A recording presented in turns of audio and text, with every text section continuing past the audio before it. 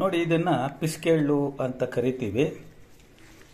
ಇದು ಸಿಹಿ ಪದಾರ್ಥ, ಸ್ನ್ಯಾಕ್ಸ್ಗೆ ಉಪಯೋಗಿಸ್ಕೊತೇವೆ. ಇದನ್ನ ಹೇಗೆ ಮಾಡೋದು ಅನ್ನೋದನ್ನ ನೋಡೋಣ ಬನ್ನಿ. ಹಸಿ ರಾಗಿ ತೆನೆಯನ್ನು ಕುಕ್ಕರಲ್ಲಿ ಹಾಕಿ ಒಂದು 5ರಿಂದ 6 ವಿಷಲನ್ನು ಹಾಕಿಸಿ, ನಂತರ ಆ ತೂತುಗಳ ಬಟ್ಲಿರ್ತಕ್ಕಂಥದ್ರಲ್ಲಿ ಬಗ್ಸಿದ ಮೇಲೆ ನೋಡಿ, ರಾಗಿ ತೆನೆ ಈ ರೀತಿ ಕಾಣುತ್ತೆ. ಇದು ಬೇಯಿಸಿರ್ತಕ್ಕಂಥ ರಾಗಿ ತೆನೆ.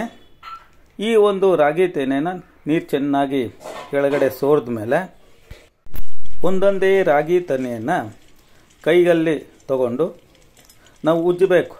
ಈ ಉಜ್ಜೋದ್ರಿಂದ ಆ ಬೆಂದಿರ್ತಕ್ಕಂಥ ರಾಗಿ ಕಾಳು ನಮ್ಮ ಪಾತ್ರೆಯಲ್ಲೇ ಉದುರ್ತವೆ. ನೋಡಿ, ಅಲ್ಲಿ ಉದುರ್ತಾ ಇರೋದು ಗೊತ್ತಾಗುತ್ತೆ. ಹಾಗೆ ಇನ್ನಷ್ಟು ಚೆನ್ನಾಗಿ ಉಜ್ಜಬೇಕು. ಬಿಸಿಯಾಗಿರೋವಾಗೆ ಉಜ್ಜಬೇಕು, ಇಲ್ಲ ತಣ್ಣಗಾಗ್ಬಿಟ್ಮೇಲೆ ಆ ರಾಗಿ ಉದುರೋದಿಲ್ಲ. ಹಾಗಾಗಿ ನೋಡಿ, ಎಷ್ಟು ರಾಗಿ ಕಾಳುಗಳು ಪಾತ್ರೆಗೆ ಬಂದಿದೆ. ಈ ರೀತಿ ಚೆನ್ನಾಗಿ ಉಜ್ಜಿ ನಾವು ಎಲ್ಲವನ್ನ ಶೇಖರಣೆ ಮಾಡಿ. ಒಂದು ರಾಗಿ ಕಾಳಿಗೆ ನಾವು ರುಚಿ ಚೆನ್ನಾಗಿ ಬರಬೇಕು ಅಂತ ಒಂದಷ್ಟು ಮಿಶ್ರಣಗಳನ್ನು ಸೇರಿಸ್ಬೇಕು. ಅವು ಯಾವೆಂದರೆ ನೋಡಿ, ಒಣ ಕೊಬ್ಬರಿ ಹಾಕ್ಬೋದು ಅಥವಾ ಹಸಿ ಕೊಬ್ಬರಿನೂ ತುರಿದಿರ್ತಕ್ಕಂಥದ್ದು. ಆಮೇಲೆ ರುಚಿಗೆ ತಗ್ಗಷ್ಟು ಬೆಲ್ಲವನ್ನು ಇಟ್ಕೊಂಡಿದ್ದೀವಿ.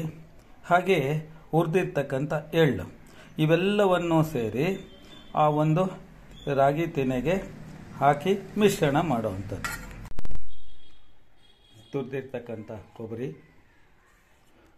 ರುಚಿಗೆ ತಕ್ಕಷ್ಟು ಬೆಲ್ಲ ಸ್ವಲ್ಪ ಹಾಕ್ಕೋಬೋದು. ಆಮೇಲೆ ಬೆಲ್ಲ ಕಡಿಮೆ ಇತ್ತು ಅಂತಂದರೆ ಮತ್ತೇನೋ ಹಾಕ್ಬೋದು.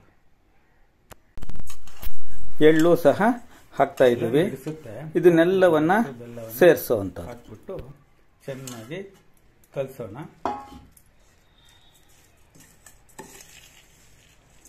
ಕಲರ್ಫುಲ್ ಆಗಿದೆ ನೋಡಿ, ಎಲ್ಲ ವೈಟು, ಬೆಲ್ಲ, ಗ್ರೀನು, ಈ ಥರ ಇದೆ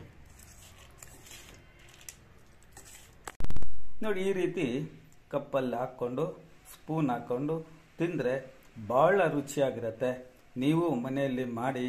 ಈಗ ರಾಗಿ ಸೀಸನ್ ಇದೆ, ಮಾಡ್ಬೋದು, ಮಕ್ಕಳಿಗೆ ಕೊಡ್ಬೋದು. ತುಂಬ ಪ್ರೋಟೀನ್ಸು ಇರುತ್ತೆ, ವಿಟಮಿನ್ಸ್ ಇರುತ್ತೆ, ಮಕ್ಕಳಿಗೆ ರುಚಿಯೂ ಇರುತ್ತೆ. ಮಾಡಿ ತಿನ್ನಿ. ಈ ಒಂದು ವಿಡಿಯೋ ಲೈಕ್ ಮಾಡಿ, ಶೇರ್ ಮಾಡಿ, ಸಬ್ಸ್ಕ್ರೈಬ್ ಮಾಡಿ. Thank you.